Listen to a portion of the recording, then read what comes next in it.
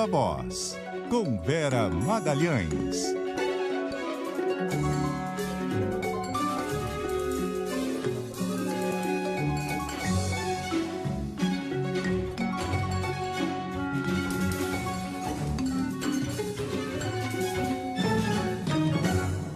Boa noite, Veras Magalhães. Eu estava ouvindo, reparando a mesmíssima coisa, de veras para Vera. Estamos deveras nesta rádio, nesta... Deveras a necessidade de começarmos o Viva Voz. Boa noite, Vera. E eu deveras imunizada, meus caros. Terceira dose hoje. Caramba, hein?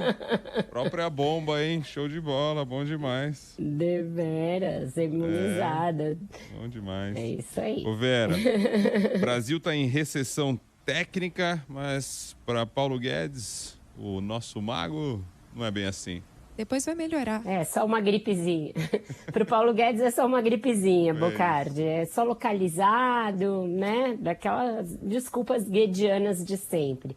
É isso, o IBGE divulgou o PIB do terceiro trimestre e a gente teve o segundo trimestre consecutivo de queda na atividade econômica e uma revisão para baixo do PIB do trimestre anterior. Então, era menos 0,1%. O segundo TRI passou a menos 0,4 e agora menos 0,1 do terceiro TRI. Então, recessão técnica, isso não acontecia desde os primeiros meses da pandemia, ali os 2 primeiros trimestres da pandemia que foram de queda. Depois a gente teve crescimentos no segundo semestre de 2020, no primeiro trimestre deste ano. E agora, uma preocupação aí, por quê? Porque a gente teve queda muito acentuada no setor agropecuário, que é normalmente o esteio do crescimento da atividade econômica. Eu conversei com alguns expoentes do setor hoje, se essa queda já se deve a sanções, a retaliações por conta da nossa política ambiental. E eles não atribuem a isso, atribuem a quebras de safras que ocorreram em virtude principalmente da crise hídrica, da seca que a gente enfrentou. Então, já tinha acabado a safra de soja, que é a nossa principal commodity agrícola, e as outras commodities agrícolas sofreram com a crise hídrica. Então, isso se refletiu numa queda de 8% do setor agropecuário no terceiro trimestre, foi o pior resultado de todos. Isso impactou bastante o resultado final. A notícia mais ou menos positiva, e eu digo mais ou menos e explico depois, foi a volta do consumo das famílias, né? Esse terceiro trimestre coincidiu com o momento de aceleração da vacinação e melhora da pandemia. Com isso, o consumo das famílias cresceu, mas qual é o problema, né? Qual é a parte ruim disso daí? É que agora, com a inflação que a gente tem visto nos últimos meses, esse consumo tende a ser afetado nos próximos trimestres. Então, embora o Paulo Guedes veja resultados pontualmente ou localizadamente ruins, os prognósticos, as perspectivas não são boas para a economia brasileira.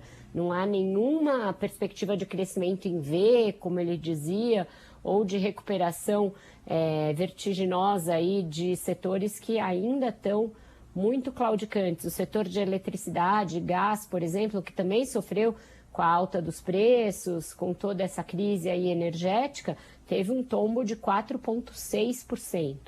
Tudo isso deve se refletir no PIB de 2021. Já se falava em zero, né, em crescimento zero. Agora já há quem tema que a gente tem uma pequena recessão no cômputo final de 2021, Bocardi, Nadédia. Bom, outro tema importante que a gente chegou a pegar um pouco ontem, mas a favor da união entre pessoas do mesmo sexo, caso o assunto chegue ao Supremo, etc. Só que tão logo foi aprovado e ele teve 47 votos favoráveis no plenário do Senado, ele já se travestiu no André Mendonça evangélico de novo e aí parafraseou a frase ali do astronauta para dizer que era um pequeno passo para o homem e um grande passo para um evangélico. Não é um passo para um evangélico, ele foi aprovado para o Supremo Tribunal Federal por reunir aquelas prerrogativas que a Constituição estabelece para alguém chegar ao Supremo Tribunal Federal, a saber, notório saber jurídico, a idade necessária, não haver nenhum tipo de coisa que o desabone, etc. Mas ele se esqueceu rapidamente disso, já atribuiu sua vitória a Deus, já falou como evangélico, recebeu a visita da Michele Bolsonaro, da ministra Damares, que são elas próprias representantes aí de congregações evangélicas, e o Silas Malafaia, um dos principais cabos eleitorais do André Mendonça, tratou de já dizer, olha, não se preocupem com o que ele disse na sabatina, eu vou explicar tudo num vídeo, dando a entender, deixando bastante claro que se tratava apenas de uma estratégia para dissipar eventuais problemas para sua aprovação. Então, ele chega com essas características ao Supremo, já foi hoje entregar ali suas credenciais, fazer um beijamão ao Luiz Fux e já teve marcada a sua posse para o dia 16 agora desse mês. Também disse, né? Teve um ponto em algum momento que ele disse, eu sei que eu não posso no plenário, o plenário não é espaço para as questões ali, para manifestações religiosas e tal, mas quando eu ouço isso eu entendo que no plenário não, ele não pode falar, mas nas suas decisões então, a vida de um ministro do STF não vive só do plenário. Quer dizer, não existe só no plenário. Bocardi. Tenha certeza que nas decisões, nos votos, ele vai vir com citações bíblicas, vai tentar misturar essas coisas. Ele já fazia isso nos seus pareceres como advogado-geral da União, já fazia isso nas suas entrevistas. Ele lá atrás disse que chamou o presidente de Messias, e não era só uma referência ao seu segundo nome, era uma atribuição de características messiânicas ao presidente da República. A Michele Bolsonaro, num post hoje nas redes sociais, atribuiu a vitória dele a Deus, embora a gente saiba que as negociações tenham sido bem terrenas e tenham demandado que ele tenha ido de gabinete em gabinete ali, beijar a mão dos senadores, etc., mas fez-se a vontade de Deus. Então, toda essa exortação religiosa está presente nos discursos. O presidente Jair Bolsonaro também tratou de dizer que mais um dos indicados dele estará lá, né?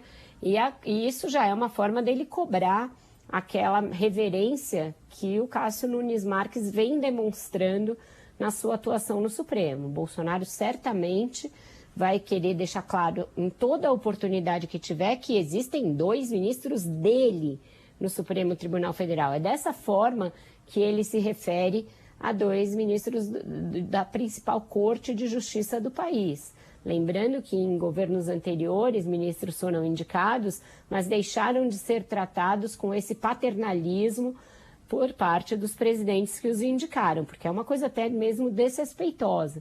Você desrespeita a independência dos poderes e a independência dos próprios ministros. Mas Bolsonaro não está nem aí para essas liturgias, a gente está cansado de saber, e ele vai fazer questão de dizer a todo momento que dos 11 ministros, 2 já são dele, já pensam como ele, já são dos nossos, que são os tipos de variações dessa formulação que ele costuma fazer quando está com os seus apoiadores. PEC dos precatórios, Vera, passou, agora volta para a Câmara, né? Passou no Senado, agora volta para a Câmara, é isso? Isso, Nadédia, passou no Senado, passou com muita folga, teve 64 votos na primeira votação e 61 na segunda, e não é que 3 passaram a votar contra, só foram embora para casa, porque afinal de contas hoje já é quinta-feira, já era quinta tarde, é exigir demais que suas excelências fiquem tanto tempo assim votando coisas em Brasília. A semana foi muito cansativa e demandou ali uma série de mudanças no texto por parte do senador Fernando Bezerra Coelho, mas essa votação foi uma das coisas mais loucas que eu já vi na minha vida, e olha que eu acompanho política há muito tempo. Eu já vi senador assumindo com a pasta de votos, que foi o que a Cátia Abreu fez na eleição do Senado e tal, e hoje eu vi a seguinte frase por parte do líder do PT no Senado, o senador Jacques Wagner: estamos cometendo um crime contra a estabilidade do país, mas eu recomendo o voto sim. Então, eu nunca vi nada tão bizarro na minha vida, porque a oposição, até a oposição, que diz que está se cometendo um crime, que vai gerar um efeito bola de neve, que ninguém vai investir no Brasil, que se está dando calote nos precatórios, recomendou um voto favorável a algo que pode sim ser a chance do presidente Jair Bolsonaro respirar eleitoralmente, tirar a cabeça para fora, ele que está aí com recordes sucessivos de rejeição, porque garante o Auxílio Brasil, o auxílio de R$400, e abre espaço fiscal também para despesas da Previdência, despesas de saúde, deixa os precatórios ano a ano até 2026 relativamente fora do teto. Então, um respiro e tanto para o presidente no ano eleitoral, dado com a anuência da oposição, que formulou frases desse tipo aí, que eu acabei de dizer. Vamos agora volta para a Câmara e a gente acompanha mais este passo, né? Aprovaram também a MP do auxílio, então as duas coisas estão casadas, né? Cria o auxílio e abre o espaço fiscal, o total é de 106 bi, o espaço aberto com a pedalada dos precatórios é de 42 e pouco, e 48 e pouco, e outros 62 vem da mudança do modo do cálculo do teto. Então, o que eles tentaram fazer, e aí ficaram louvando o relatório do Fernando Bezerra por ajudar nisso, é carimbar mais ou menos esse dinheiro, não deixar que ele fique livre ali para ser usado ao bel prazer do presidente. Mas isso também é meio fake, porque você supostamente carimba, mas a gente sabe que tem 1000 formas de remanejar despesas no orçamento. E que certamente deputados e senadores são bastante criativos para isso, e vão dar um jeitinho de aumentar as emendas. A gente pode esperar o próximo capítulo, o orçamento começa a ser discutido agora que se tirou essa PEC da frente. E também essa questão aí de quem tem os precatórios e estava contando para receber, que também não vai ficar quieto e vai se manifestar, né? Também vem aí, isso. Vem judicialização da judicialização, né, nessa história. Ô Vera, antes da gente mudar, só voltando no assunto aqui, porque tem uma pergunta, a gente não falou sobre isso, eu achei uma pergunta pertinente, do Rio de Janeiro, o Joel Duarte, Joel Duarte Júnior.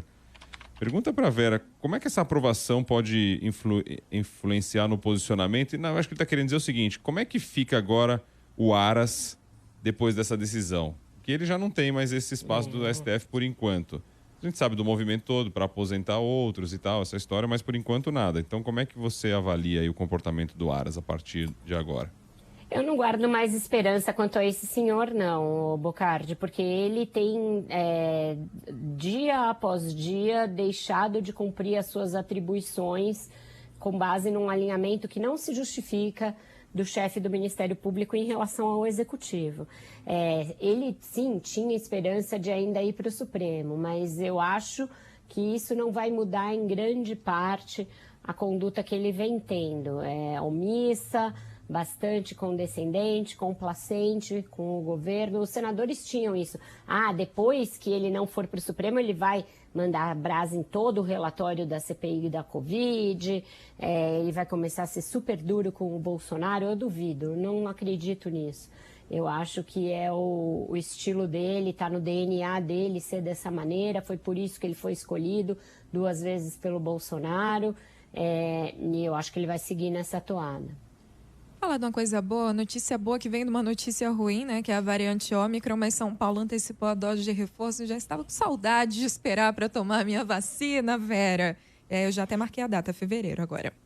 Exatamente, Nadege, uma medida necessária. O Estado de São Paulo justificou isso, dizendo que é porta de entrada para vários países, e agora a gente tem a variante Ômicron circulando em muitos deles, só que no Brasil já são 5 os casos comprovados. Os países também cada vez noticiando mais a presença da variante. Continua o estado geral que a gente vem dizendo nos últimos dias, ainda não se sabe quanto de agravamento da doença ela é capaz de causar, o quanto de escape às vacinas, mas é uma medida preventiva, profilática, e num momento em que o nosso presidente, senhor Jair Bolsonaro, volta a dar declarações anti-vacina. Numa solenidade no Planalto hoje, ele, em tom irônico, disse, olha, a OMS reconhece que mesmo quem tomou até 2 doses de vacina pode morrer. E aí ele dá uma risada que eu não sei de onde pode vir. Uma risada que ele fala assim, morrer. É um absurdo isso, entendeu? O mundo está preocupado com essa nova variante, os governantes todos mobilizados para rever planos de abertura, rever planos de imunização, até o ministro da Saúde alinhado com a Anvisa nessa questão, e o presidente segue no seu discurso anti-vacina. É um discurso criminoso e que reverbera nas redes. Hoje eu postei a foto de que eu tinha tomado a 3ª dose. Todo mundo, vai postar a foto da 99ª dose também? Quantas doses você está disposta a tomar? Como a dizer que a vacina não funciona. Olha só, pessoal, eu não peguei Covid até hoje, né?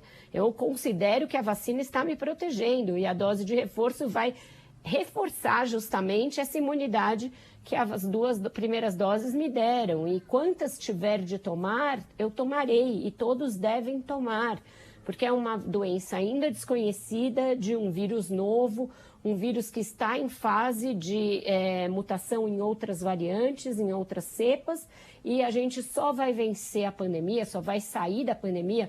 O Bocardi só vai poder ler o repórter CBN de que a OMS decretou o fim da pandemia de Covid-19 quando o mundo se vacinar, o mundo tiver a maioria dos vacinados. E você tá bem? O bracinho tá bem?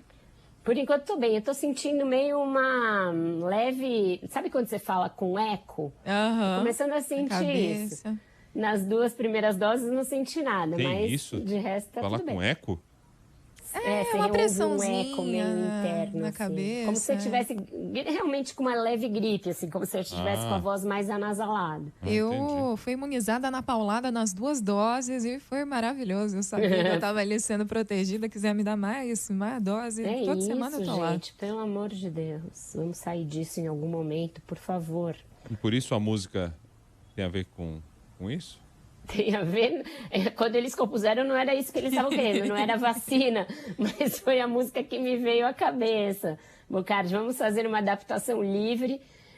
Tenho certeza que o Frejá, se estiver nos ouvindo, vai autorizar. Mais uma dose. Aê, mais uma dose. É claro que eu tô assim.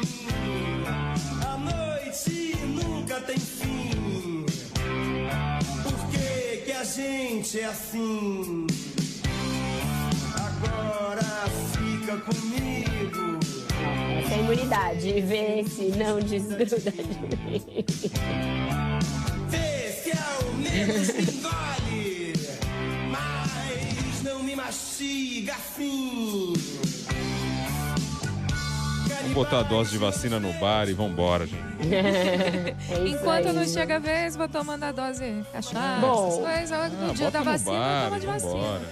Levar o Hoje isoporzinho, né? o prefeito do Rio deu umas declarações meio na contramão ali, né? Dizendo que acha que é excessivo exigir passaporte de vacinas, etc.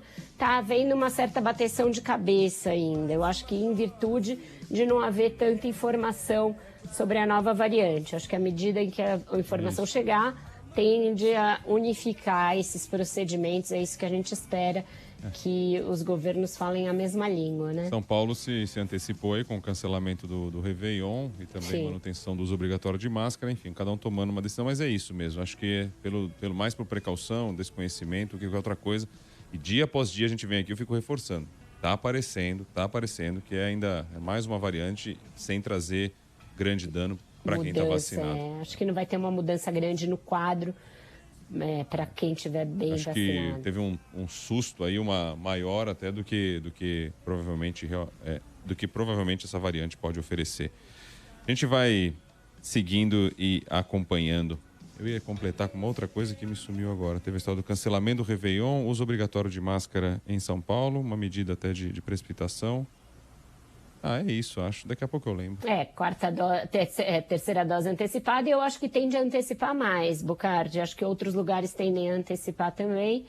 E assim a gente vai se precavendo lembrei. em relação a isso. É o Brasil ainda ainda sem exigir vacinação de quem vem para cá. Isso é um escândalo, e que vale aí uma punição para quem tem que tomar essa decisão. A Anvisa já fez a sua parte. O presidente disse que é a Anvisa que decide. A Anvisa já decidiu e já pediu. Falta ele, Ciro Nogueira e companhia, obrigar isso aqui no nosso país. É inaceitável. O que você ouve de todo mundo é isso. É inacreditável. A gente lançou isso aqui, quanto? 2 semanas a gente começou a falar sobre isso aqui no Ponto Final, inclusive. Ninguém tocava nesse assunto.